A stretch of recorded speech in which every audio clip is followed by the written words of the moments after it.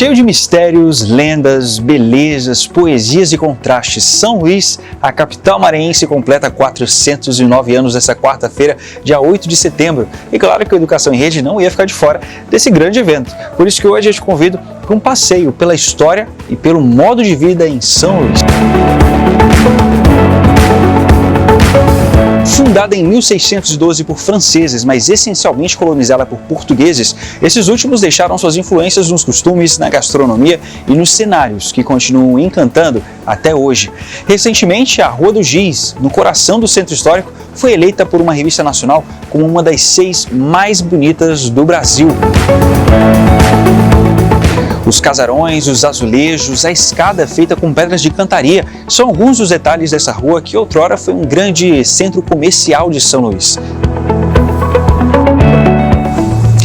Aliás, aqui no Centro Histórico de São Luís, os casarões coloniais, com suas riquezas em azulejarias, foram reconhecidas ainda na década de 1990 pela Unesco como Patrimônio Histórico da Humanidade.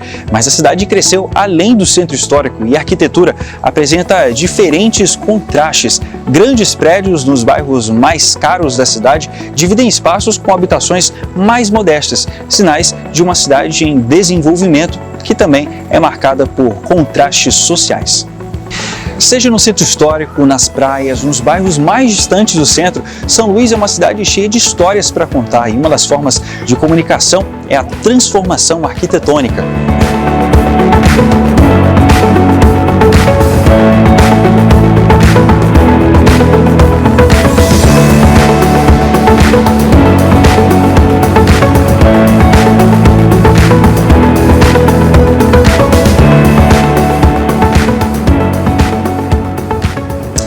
E para falar mais sobre esse assunto, a gente convidou aqui a professora especialista nesse assunto, professora Grete Soares Flieger. É isso, né, professora? Doutora em urbanismo e professora da Universidade Estadual do Maranhão no curso de Arquitetura e Urbanismo e também do programa de pós-graduação em Desenvolvimento Socioespacial e Regional, tudo lá da Universidade Estadual do Maranhão. Seja muito bem-vinda, professora. Obrigada. É isso. Vamos começar o nosso papo aqui, super importante. São Luís está fazendo aniversário, uma data especial, falando sobre o local onde a gente está, né? A gente está aqui no bairro do Desterro, onde está localizado o Convento das Mercês. Queria que você falasse um pouquinho para a gente a respeito da importância desse bairro para a história da nossa cidade. Certo. Então, o bairro do Desterro, ele é um dos bairros mais antigos de São Luís, né? Juntamente com a Praia Grande, o Palácio dos Leões, o núcleo fundacional, são as áreas que nós chamaríamos do marco zero da cidade, onde a cidade nasceu, né? Onde estava o Pão Açu, onde franceses chegaram, onde holandeses invadiram e onde portugueses começaram esse grande projeto de urbanização que foi reconhecido pela Unesco como Patrimônio da Humanidade. Então, ele é um bairro tradicional, importante e tem muita história para a cidade. E que carrega muita história para a cidade, né, professora? Carrega muita história, tem muitos moradores e muitos monumentos importantes como esse, né, antigo convento da Ordem Mercedária, convento e igreja, assim como também a Rua da Estrela, a Rua do Giz, que eram parte do traçado original do Francisco Frias de Mesquita, né, o nosso urbanismo da gênese da cidade. E vale ressaltar que aqui no Convento das Mercês a visitação é aberta, tá? Então você pode aproveitar um tempinho aí no seu fim de semana, durante a semana e vir aqui visitar, que o museu é incrível, riquíssimo. Agora, professora, falando especificamente sobre aquele conjunto arquitetônico do centro histórico da cidade, ali existe muita história por trás, porque além da arquitetura ser muito típica, muito específica, carrega muitos símbolos, né, sociais, econômicos. Queria que você falasse um pouquinho sobre isso. Então, uma coisa muito importante da gente pensar é que o centro histórico ele é uma síntese da influência de vários povos, né? Então, a gente tem a influência dos indígenas, que eram os povos tradicionais, ancestrais, os tupinambás, os tupis, a influência da força africana no trabalho, na construção do centro histórico e, sobretudo, a influência europeia dos portugueses, né? Finalmente, somos uma vila com a aparência de uma cidade portuguesa. Tivemos também influências dos franceses, que aqui fizeram aquele projeto efêmero da França equinocial. Mas a realidade é que o conjunto arquitetônico que hoje a Unesco reconhece como Patrimônio da Humanidade, ele é um conjunto luso-brasileiro. né? Arquitetura do século XVIII, entre os anos de 1750 até 1850, que são produto do apogeu do algodão. não é? A arquitetura, ela materializa a sociedade econômica e cultural de um país, de um estado. Então, a nossa arquitetura materializa essa sociedade emergente que cresceu com o algodão. E aí nós temos o conjunto arquitetônico da Praia Grande, os sobrados, os solares, as moradas e mesmo os monumentos como esse, né, monumentos religiosos como as igrejas e conventos e também as fontes e os monumentos institucionais como o palácio, que conformam todo o conjunto arquitetônico da arquitetura luso-brasileira. E ele é muito importante, e é tão importante que foi inscrito como patrimônio mundial. Por quê? Porque ele preserva uma homogeneidade. São Luís passou um processo de estagnação econômica, o estado do Maranhão, que conservou o seu centro histórico, né? Nós não tivemos demolições para a construção de outras temporalidades da cidade. Nós temos isso sim ao longo da Getúlio Vargas, onde o século XX começa a se expandir. Mas aqui dentro, no núcleo fundacional, nessa área equivalente à Praia Grande até a Igreja do Carmo, nós temos a preservação de um conjunto homogêneo da arquitetura luso-brasileira, de influência portuguesa, e que tem no seu ponto-chave o sobrado colonial, né? Aquele sobrado de janelas, com pedras de cantaria, de gradis, de azulejo. Esse eu acho que é o nosso exemplar mais significativo da arquitetura colonial e esse que nós pensamos tanto na preservação, né?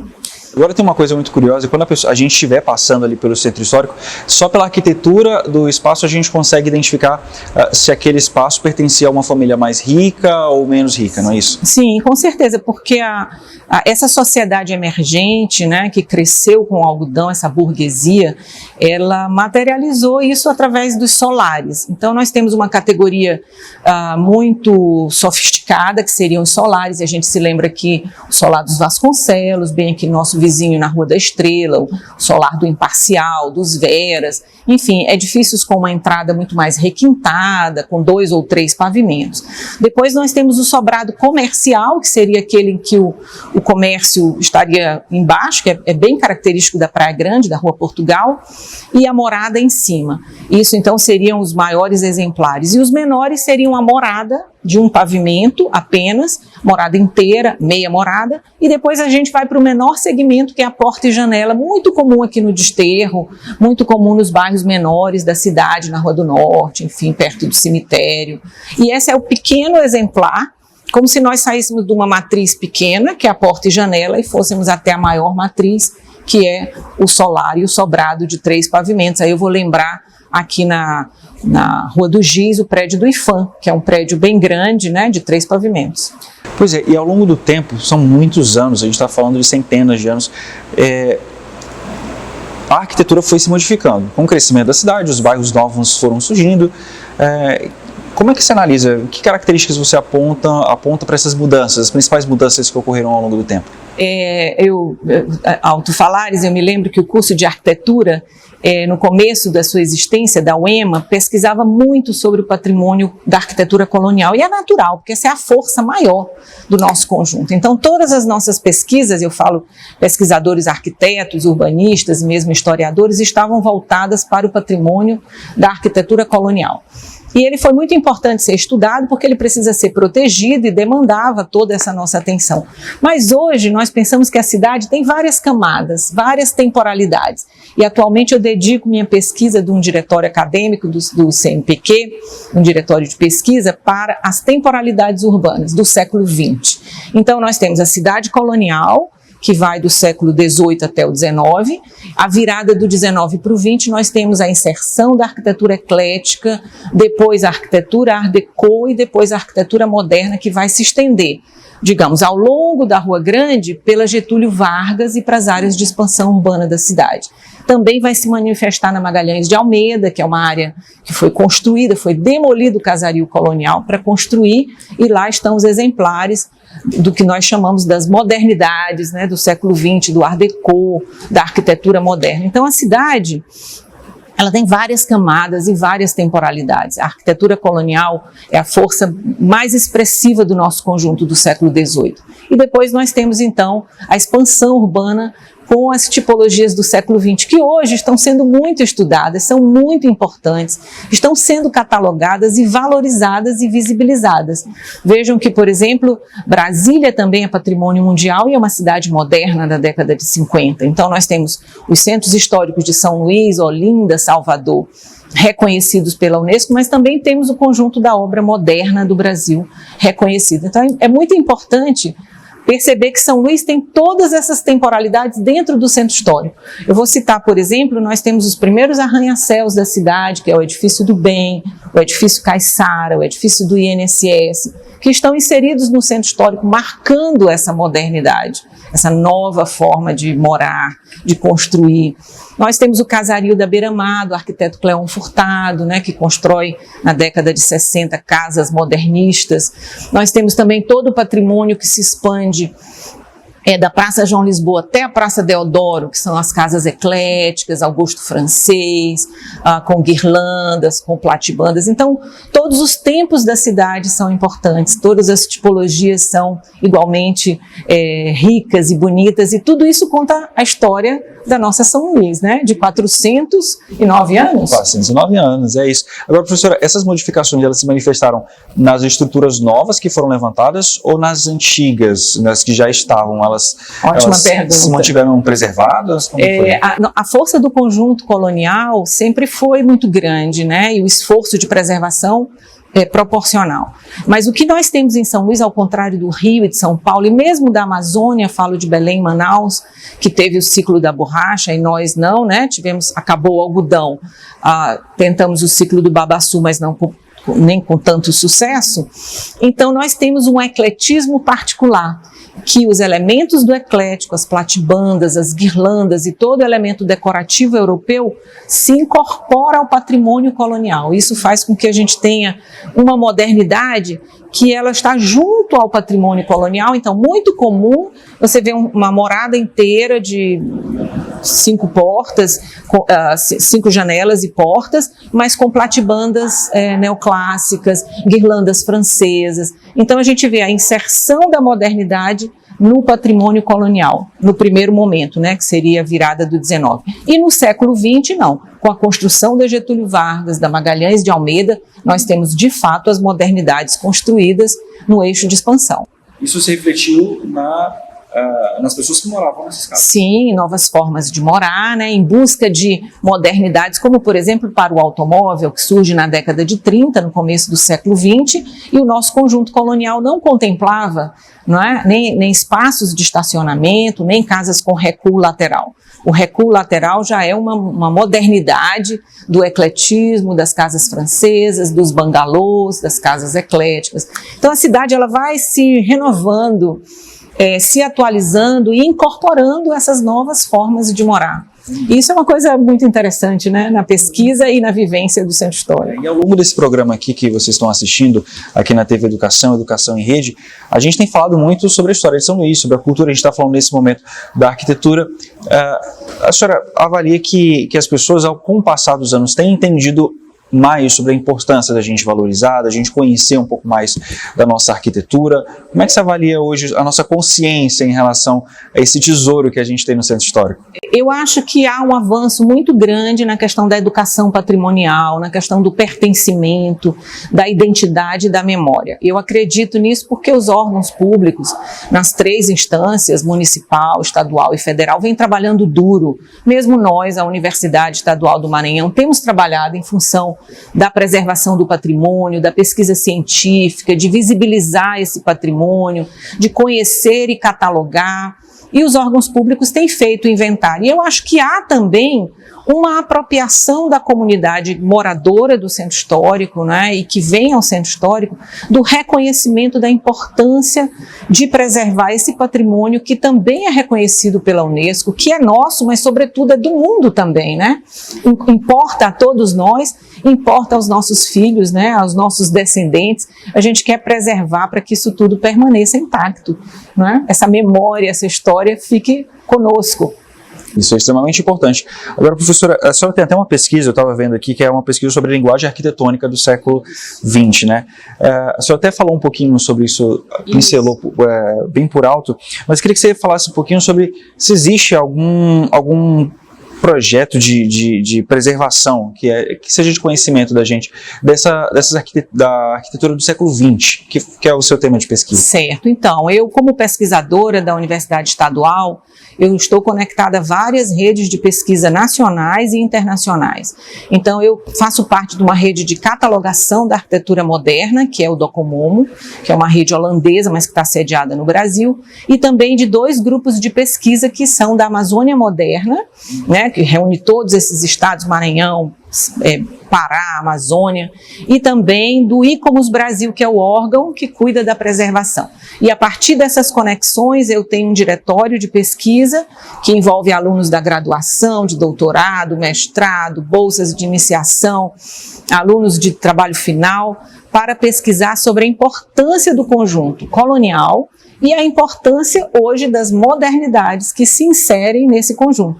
Por isso o meu diretório chama-se Ideários Urbanos, que são os planos urbanos, desde do plano Gênese de São Luís, que é o do Frias de Mesquita, que planejou a cidade portuguesa, até os planos do século XX, do Haroldo Tavares, do Witolaf Prochnik, do Rui Mesquita, de todos os que pensaram a expansão urbana. E pense, isso tudo é um instrumento muito importante para debater a cidade contemporânea, porque hoje, ao pensar o plano diretor, ao pensar a preservação, nós precisamos conhecer a nossa história, a nossa formação urbana, arquitetônica. Então, eu acho que esse é o papel da academia, né? O nosso papel é contribuir com a formação acadêmica, com o pensamento científico e com os projetos de pesquisa e de extensão pela preservação do centro histórico. Acho que a gente tem feito isso na UEMA. Entendo, com certeza. Agora, tem algum bairro que tenha preservado mais essas características? Aqui nós temos várias áreas de tombamento, né? O tombamento estadual, ele se amplia até a área da Praça Deodoro, mas o tombamento federal, esse inscrito pela Unesco, é esse que está circunscrito aqui na Praia Grande, onde nós estamos aqui, a Faculdade de Arquitetura, o curso de História também. Então, essa área, eu acho que ela tem captado muito mais interesse, recursos e iniciativas. É óbvio que o nosso conjunto tem 4.000 imóveis de interesse. É um desafio imenso para preservar, né? É uma questão que hoje, eu penso, deva envolver não só todos os órgãos públicos, como a parceria pública-privada, além da comunidade. Se não nos juntarmos todos em prol da defesa e da preservação do patrimônio, nesse conjunto imenso, é muito difícil. Mas eu penso que a Praia Grande, hoje, ela tem iniciativas e ela está num estágio de preservação bastante razoável e eu espero que melhore cada dia. E tomara que para o futuro a gente consiga ter um centro histórico ainda mais bonito, mais preservado. Agora, professora, só para a gente encerrar aqui o nosso papo, a gente está falando de 409 anos, uma evolução, enfim, uma história enorme, riquíssima da nossa arquitetura. Século XXI, tem alguma característica específica do nosso centro? Então, eu falo da importância de estudar a cidade do passado para compreender a cidade na contemporaneidade, porque nós somos pessoas contemporâneas, vivemos numa cidade contemporânea marcada por toda essa história, por toda essa memória e todo esse conteúdo, né? A cidade contemporânea, ela busca lições na cidade histórica, né? Então, todos os planos urbanos que protegeram o centro no sentido de expandir a cidade para o lado das praias, eles pensaram essa evolução, esse processo de amplitude urbana. Então, veja bem, do centro, a cidade cresceu para dentro através da Rua Grande da Getúlio Vargas, mas aí na década de 70 nós tivemos a construção das pontes, as 4 pontes, né? A Caratativa, que é a mais antiga, São Francisco, Bandeira Tribus e a barragem do Bacanga. Com esses 4 braços, a cidade se expandiu e foi buscar o século XXI, o caminho das praias, o caminho do Renascença, né, da Península, mas as experiências do passado, né, o traçado urbano, nosso modo de morar, toda a forma como se implantou na ilha a cidade, ela foi uma experiência para o século XXI. Hoje a cidade está para o lado de lá, Mas o centro histórico é o nosso marco zero, né? O nosso núcleo básico que cresceu e se expandiu em busca dessa contemporaneidade que mudou o modo de morar, o modo de habitar, enfim, que são as temporalidades urbanas, né? Eu falo que é muito importante estudar a cidade em todos os seus séculos. Então nós temos 4 séculos de histórias, todos são importantes, todos fazem parte da nossa cidade. Tem muita coisa para conhecer, né, professora? A gente conversou agora com a professora Greide Soares Flieger, é isso, né? Sobrenome alemão, né, professora? Ela é professora da Universidade Estadual do Maranhão. Você quer mandar uma felicitação para a cidade, 409 anos, sobre esse olhar da arquitetura?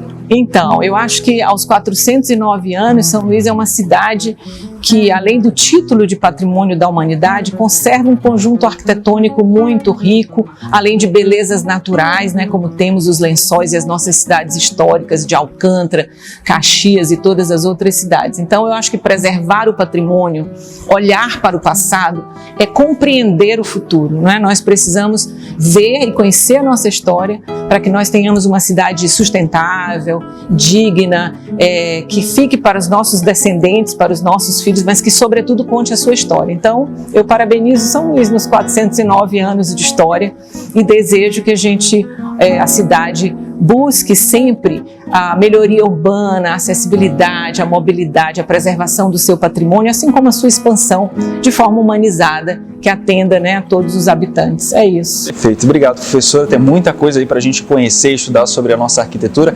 A gente vai fazer uma pausa agora no nosso Educação em Rede. A gente volta daqui a pouquinho com mais programa para você sobre São Luís, 409 anos. A gente volta já.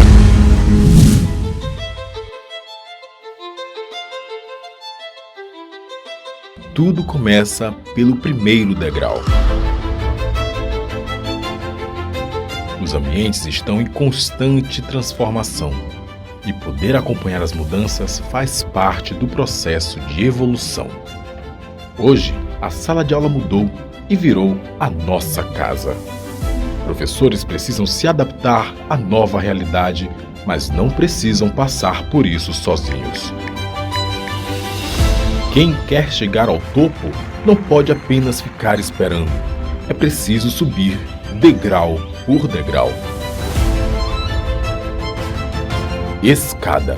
A plataforma de cursos abertos da UEMA é um caminho rumo ao topo, mas principalmente rumo à transformação. Aprimoramento profissional, crescimento pessoal.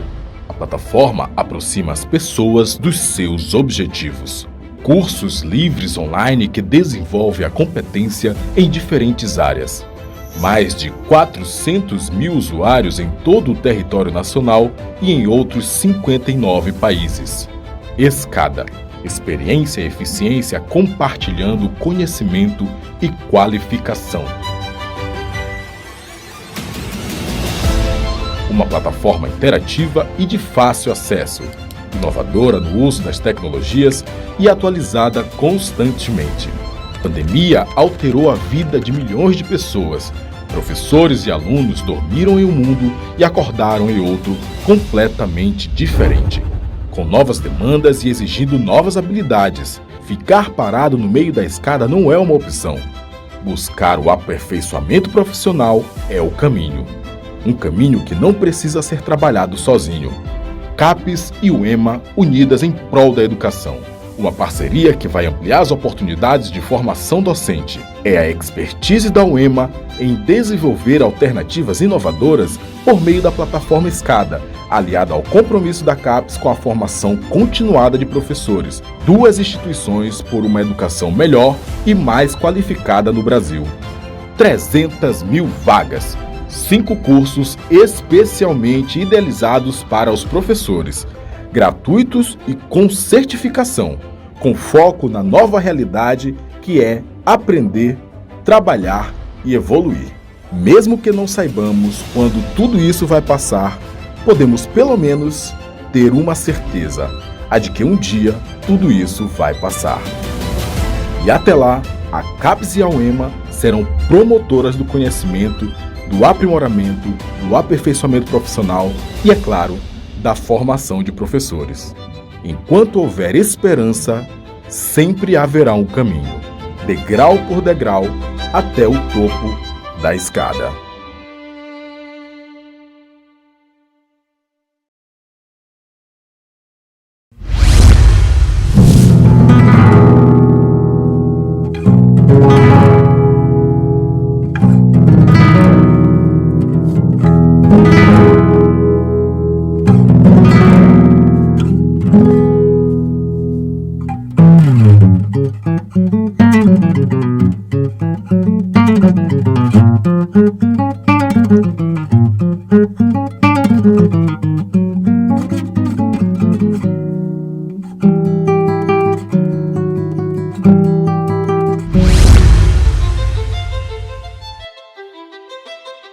começa pelo primeiro degrau. Os ambientes estão em constante transformação e poder acompanhar as mudanças faz parte do processo de evolução. Hoje, a sala de aula mudou e virou a nossa casa. Professores precisam se adaptar à nova realidade, mas não precisam passar por isso sozinhos. Quem quer chegar ao topo não pode apenas ficar esperando. É preciso subir degrau por degrau. Escada. A plataforma de cursos abertos da UEMA é um caminho rumo ao topo, mas principalmente rumo à transformação, aprimoramento profissional, crescimento pessoal. A plataforma aproxima as pessoas dos seus objetivos.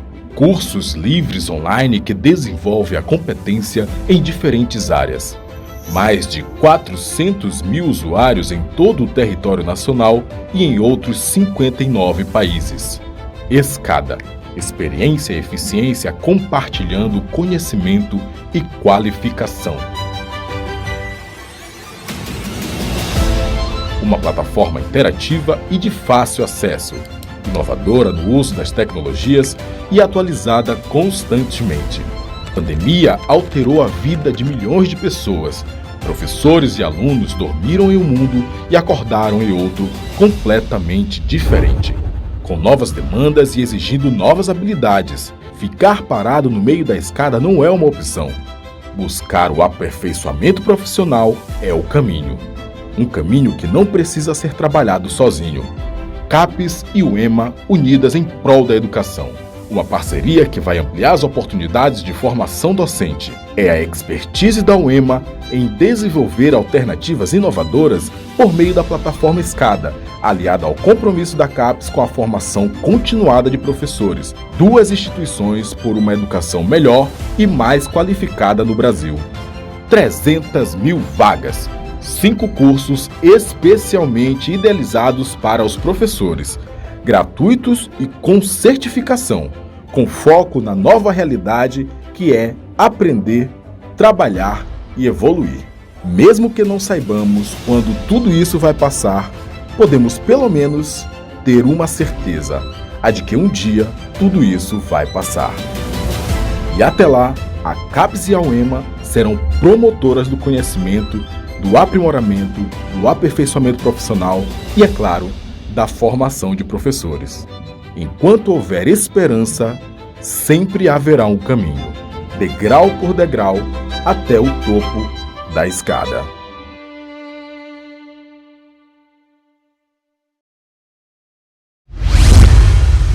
E agora que a gente já conversou sobre arquitetura, linguística, vamos saber um pouquinho mais sobre a história de São Luís?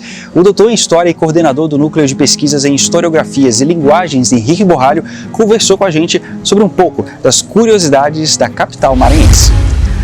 E nesse aniversário de 409 anos de São Luís, vamos falar um pouco das curiosidades que permeiam esses mais de 4 séculos de história. Para isso, vamos conversar com o professor Henrique Borralho. Ele é doutor em História, coordenador do mestrado em Letras e do Núcleo de Pesquisas e Historiografias e Linguagens da Universidade Estadual do Maranhão. Boa tarde, professor. Obrigada pela presença. Prazer meu. Professor, em vários aspectos, São Luís possui características da colonização portuguesa e uma semelhança muito grande com a cidade de Lisboa, em Portugal. Eu queria que o senhor falasse um pouco de uma curiosidade muito específica entre essas duas cidades. Pois é, fora a controvérsia sobre a fundação, se francesa ou portuguesa, parte do pressuposto de que ela tenha sido pelo menos sitiada pelos franceses, mas efetivamente ocupada pelos portugueses em 1615, após a expulsão. E a planta da cidade, na verdade, foi desenhada por Francisco Frias, né, o engenheiro maior, capitão português. E ela teve como referência a cidade de Lisboa, né? Então toda essa planta urbana inicial, ainda no século XVII, ela tem como característica a semelhança, na verdade, com a cidade de Lisboa. Quando houve o grande terremoto em Lisboa, em 1655, que derrubou toda a parte histórica, por isso que a arquitetura do Porto ela é mais antiga do que a de Lisboa, ela é, digamos assim, mais original, porque ela preserva os traços ainda do século XIII, do século XIV, ao passo que Lisboa foi reconstruída no século XVIII. Para a reconstrução da cidade de Lisboa, utilizou-se a mesma planta que foi utilizada para a construção de São Luís, no século XVII. Né? Então, quer dizer, a semelhança, de fato, ela é muito grande. Por isso que existe um bairro chamado Baixo Chiado, em Lisboa, que nós podemos dizer que, na verdade, porque embora a cidade tenha sido construída no século XVII, início, a configuração arquitetônica começou-se a efetivar, né, mais urgentemente, a partir do século XVIII, da Companhia de Comércio Grão-Pará-Maranhão, ou seja, em 1655, exatamente no mesmo período em que houve o terremoto de Lisboa. Então, a construção arquitetônica da cidade de São Luís, do centro histórico, é semelhante à de Lisboa, por isso que o Baixo Chiado, podemos dizer que o que chamamos hoje de Praia Grande, né, é uma réplica do Baixo Chiado. Então, na reconstrução de Lisboa, a planta que foi utilizada foi a mesma utilizada, na verdade, para configurar toda a cidade de São Luís. Então, esse é um dos tantos traços, né, que ligam as duas cidades, além do fato de que nas galerias subterrâneas que existem por toda a cidade, isso era uma característica de uma cidade medieval, ou seja, a captação da chuva, né, que ligava sobretudo os sítios históricos, os mais originais, como a igreja como essa da Sé, exatamente porque na construção portuguesa as igrejas constituíam os marcos referenciais arquitetônicos da própria cidade. Então isso também era um traço que a cidade de São Luís também herdou de Lisboa. E professor, culturalmente, o que a gente pode dizer que foi preservado durante esses mais de 4 séculos, né, de história da cidade? A cidade nasceu nesse sítio, né, que hoje chamamos de a Vila de Dom Pedro II. É claro que a construção original do primeiro palácio, que é hoje o palácio do governo, já não existe mais, era um forte, na verdade, de madeira do século XVII, ele foi destruído, e depois ele é reconstruído aos moldes de palácios franceses, né, do Palácio de Versailles, na França. Então, essa configuração urbana, praticamente, ela é toda do século XVIII e do século XIX. Agora, do século XIX, sim, basicamente, afora as intervenções muito mais modernas, grosso modo, o conjunto arquitetônico tombado e preservado, ele é o mesmo do século XIX. Agora, culturalmente, a cidade de São Luís ela se configura por ser uma cidade de marcas culturais indígenas e negras muito fortes. Era um arruamento, né, quer dizer, era um aldeamento tupinambá, daí o nome Upaum-Açu. E depois começaram a chegar os negros africanos aqui, né, sobretudo alçais, né, Angolas, enfim, e por essas ruas transitavam, por exemplo, escravos de ganho, né? Circulavam mucambos, enfim. Então, toda essa parte, a característica cultural que hoje se tem de São Luís, no que diz respeito à culinária, à musicalidade, né, nas danças, são traços, né, desse período colonial escravagista, claro, né, muito forte, que se mantém até hoje, e dão esse caráter muito peculiar à cidade de São Luís. Como diria Josué Montello, a cidade que dorme ao som dos tambores. É uma característica cultural muito forte da cidade de São Luís. A musicalidade, a poesia, né, a literatura, né, as artes, a culinária, as danças, a religiosidade, as irmandades religiosas que transitavam por aqui. Nós estamos gravando no Palácio Episcopal, no Museu de Arte Sacra, quer dizer, havia inúmeras irmandades que transitavam aqui no século XIX e que poucas ainda transitam durante a Semana Santa. Então, é uma cidade de traços indígenas e africanos muito forte. E, professor, é notório que São Luís tem uma história muito rica e, arquitetonicamente falando, também. Mas houve um período onde esse patrimônio ele foi ameaçado, né? Eu queria que o senhor falasse um pouquinho para a gente sobre esse período e o que essas mudanças que estão acontecendo hoje, essas reformas que estão acontecendo hoje, principalmente no centro histórico, o que ela representa para a história.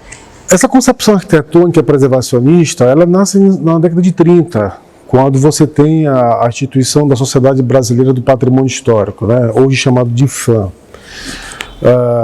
Essa concepção arquitetônica, que começa lá na França e se preocupa muito com as intervenções do Le Corbusier, a ideia de que a cidade ela é dos carros, né? Então você já tinha destruição, por exemplo, do Rio de Janeiro, a partir da destruição do Morro do Castelo, da construção da Avenida Rio Branco, O caso, por exemplo, de São Paulo, que se deixou apenas o pátio do colégio e se destruiu também todo o centro colonial.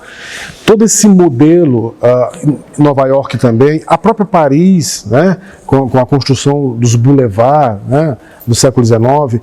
Então, quer dizer, essa concepção, entre aspas, moderna e modernista, ela deu um tom da construção das cidades. Era um modelo a ser seguido, né, o modelo de Art Nouveau, né, o modelo de Art Deco também, começa a entender que esse passado precisa ser destruído. Aqui não foi diferente. Havia um projeto, né, de se destruir todo esse centro histórico na década de 30, que até se iniciou, o que hoje nós temos, o início da Rua do Egito, que se liga até a Magalhães de Almeida. Você pode perceber de quem sobe, na verdade, né? Do lado direito, os casarões estão preservados, e do lado esquerdo, apenas, né, o colégio, né, Santa Teresa, a igreja, a Grande Senhora dos Pretos, e depois tudo vira Art Deco e Art Nouveau, né, no início do século XX. Até nós chegamos ao prédio que foi o Banco do Estado, que é um edifício muito alto. Então tudo isso foi destruído até se chegar à Praça João Lisboa, que era onde está hoje o convento, né, o convento do Carmo, e aí você tem a Magalhães de Almeida, que também foi destruída. Então a ideia era se rasgar da Avenida Beira-Mar até onde hoje é a Magalhães de Almeida, e depois puxar uma outra ponta que iria da Praia Grande, subindo até o Campo do Ourique, onde hoje é a Praça Deodoro. Então eles iriam fazer uma cruz e construir uma larga avenida, porque a ideia é de que o atraso do Maranhão estava relacionado com esse passado arquitetônico colonial, né? Por que não se fez? Não foi por uma consciência preservacionista. Isso aconteceu porque, na verdade, não havia um capital financeiro, industrial, comercial, imobiliário, como houve no Rio de Janeiro e como houve em São Paulo. Então não havia dinheiro suficiente para se destruir e fazer uma cidade nova. Quando houve dinheiro, que foi a partir de 1950, com a ligação, né, da rodoviária federal, quando São Luís se liga ao interior do estado e o resto do Nordeste, já havia uma concepção patrimonialista, preservacionista vinda da Unesco. A Unesco começava a se fazer ali na década de 60, levantamento e tombamento das cidades. Então, Alcântara em 66 e São Luís também, em 66 e 67. O arquiteto responsável por isso chama-se Michel Parrin, era um francês que veio aqui e faz o início do levantamento, do tombamento, tanto de São Luís como de Alcântara. Então, a partir dessa ideia da Unesco de preservação, o Brasil começa a iniciar suas primeiras leis de tombamento. Então, em 79, foi feito o projeto Praia Grande, que foi a primeira ideia, vindo a partir da Unesco, né, de preservação todo esse casario, né, que é o maior em estilo colonial do hemisfério sul, né? Então esse projeto ele intentava e fez um estudo que se detectou que havia uma carência de áreas esportivas de lazer na cidade. Então havia a ideia de um aterro, isso em 79, no projeto Praia Grande, ainda no projeto Praia Grande, que é esquecido completamente. E depois, em 86, aparece o projeto Reviver, que retoma os mesmos princípios preservacionistas, já com os olhos do IFAM, e onde foi feita então a restauração de apenas 10% de todo o complexo do anel viário que correspondia à cidade de São Luís no século XIX. Então, o que está preservado, ou seja, o que foi restaurado, corresponde a apenas 10% de todo o sítio urbano que corresponde aos séculos, né, 18 e século 19, né, todo esse período. E agora nós estamos assistindo, ainda que timidamente, um processo de reocupação e restauração desses prédios. Porque quando a cidade cresceu para o São Francisco, quando a ponte é criada em 70, 71, os moradores que viviam aqui no centro se mudaram para a parte nova. Então tudo isso aqui ficou abandonado. Tudo aqui ficou a esmo, na verdade. Nós tivemos aí uns 40 anos de abandono, digamos assim, do centro histórico, que começa a ser revitalizado pela ocupação de repartições públicas, de universidades, como o curso de História, como o curso de Arquitetura, como o curso de Música, como o curso de Direito da UEMA que virá para cá.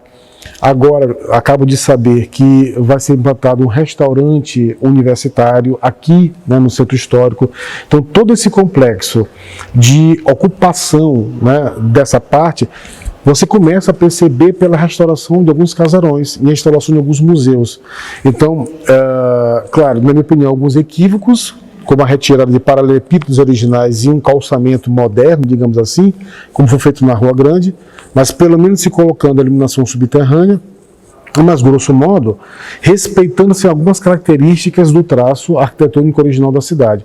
Então, eu particularmente vejo com muitos bons olhos esse lento processo de restauração do centro histórico da cidade. A cidade só tem a ganhar, né, com tudo isso. Professor, muito obrigada. Foi um prazer falar com o senhor. Tudo começa pelo primeiro degrau. Os ambientes estão em constante transformação e poder acompanhar as mudanças faz parte do processo de evolução. Hoje, a sala de aula mudou e virou a nossa casa. Professores precisam se adaptar à nova realidade, mas não precisam passar por isso sozinhos. Quem quer chegar ao topo não pode apenas ficar esperando. É preciso subir degrau por degrau. Escada. A plataforma de cursos abertos da UEMA é um caminho rumo ao topo, mas principalmente rumo à transformação, aprimoramento profissional, crescimento pessoal. A plataforma aproxima as pessoas dos seus objetivos. Cursos livres online que desenvolvem a competência em diferentes áreas. Mais de 400 mil usuários em todo o território nacional e em outros 59 países. Escada. Experiência e eficiência compartilhando conhecimento e qualificação. Uma plataforma interativa e de fácil acesso, inovadora no uso das tecnologias e atualizada constantemente. A pandemia alterou a vida de milhões de pessoas.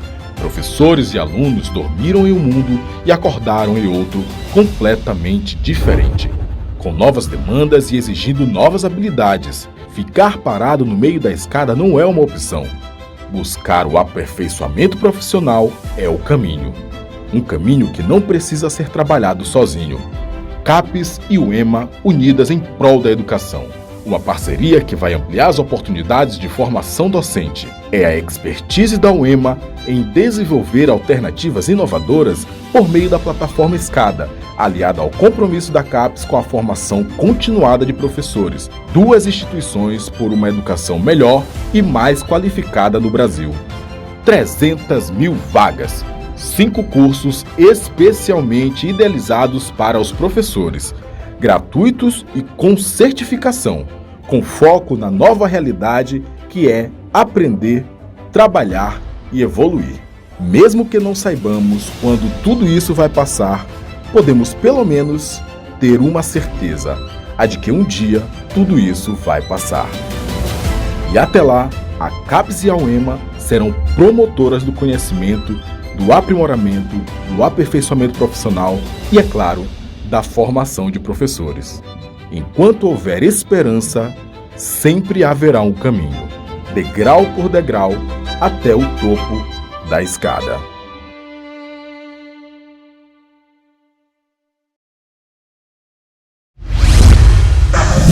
E para encerrar, aquela dica de livro que toda semana a gente está aqui no Educação em Rede. Vamos ver quem foi o convidado que indicou essa semana. Eu vou recomendar um livro, eu poderia recomendar vários grandiosos livros que eu já li na minha vida, inclusive brasileiros, mas eu vou recomendar um que eu acabei de ler. Faz uma hora que eu terminei de ler um livro que é muito premiado, de um carioca chamado Bernardo Carvalho. O nome do livro é 9 Noites. É um livro passado numa tribo, sobretudo numa tribo do Maranhão, perto ali de Carolina. Um livro muito bem feito, muito bem pesquisado. O autor é muito bom, ele é jornalista da Folha de São Paulo, mas é um grande escritor, tem vários livros e além de grande jornalista, é realmente um dos grandes romancistas brasileiros, muito premiado, conhecido fora do Brasil. Então eu me recomendo pela leitura maravilhosa que eu acabei de fazer. Eu li esse livro em menos de 20 horas. Eu comecei ele ontem à tarde, terminei agora, faz 1 hora. Então eu recomendo porque é um livro sobre índios do Maranhão, ali perto de Carolina. É um livro que ele fala, inclusive, em São Luís, e de passagem, mas é sobretudo sobre essa tribo de índios. É um livro muito interessante, fácil de ler, atraente. Você, quando começa, não consegue terminar, só consegue parar quando termina. Enfim, é um livro de leitura necessária. É isso aí, você gostou do nosso passeio pela capital maranhense? É um prazer fazer esse passeio aqui junto com vocês por São Luís, que está completando 409 anos. A gente volta semana que vem com mais uma Educação em Rede. Não esquece de seguir a gente nas redes sociais. A gente encerra com chave de ouro, com o clipe do cantor Thiago Fernandes. Até a próxima.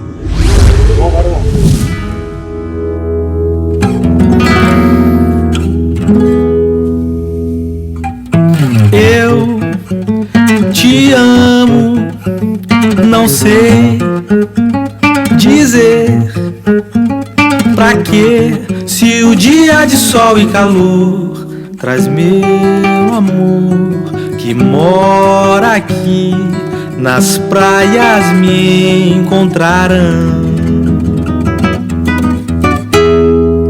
Nessa ilha de calor, fecho os olhos e me calo, só pra te encantar é que eu falo. Minha São Luís do Maranhão, minha São Luís, minha São Luís do Maranhão, minha São Luís.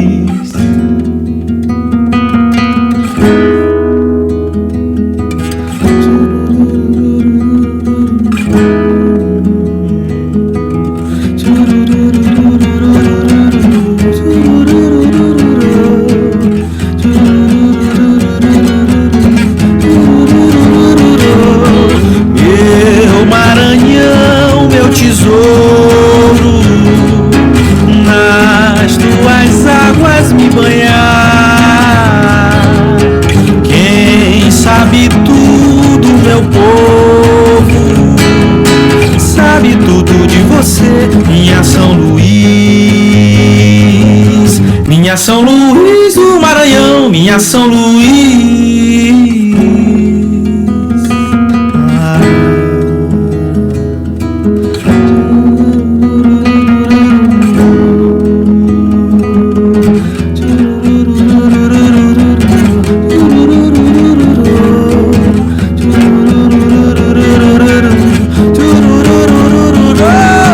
Meu Maranhão, meu tesouro, as águas me banhar. Quem sabe tudo, meu povo, sabe tudo de você, minha São Luís. Meu Maranhão, meu tesouro, nas tuas águas me banhar. Quem sabe tudo, meu povo, sabe tudo de você, minha São Luís. Sabe tudo de você, minha São Luís.